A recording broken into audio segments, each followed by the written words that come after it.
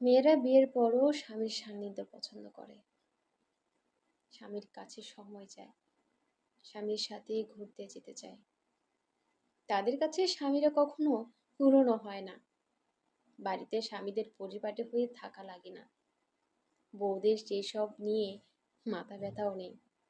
তারা শুধু চায় হাত থেকে ফোনটা সরিয়ে স্বামী যেন তাকে একটু সময় দেয়, তার কথা শোনে কিংবা তাকে কিছু বলে।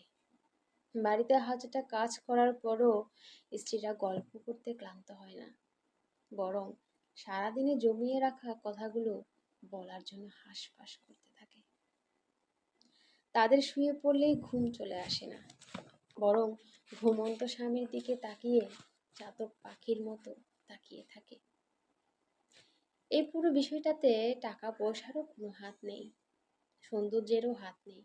বিষয়টা ভালোবাসার। স্বামী সুন্দর কিংবা অসুন্দর, টাকাওয়ালা কিংবা গরিব, নতুন কিংবা পুরাতন, এসব সত্যিই কোনো ম্যাটার করে না। তারা শুধু ভালোবাসার মানুষটিকেই ভালোবাসে।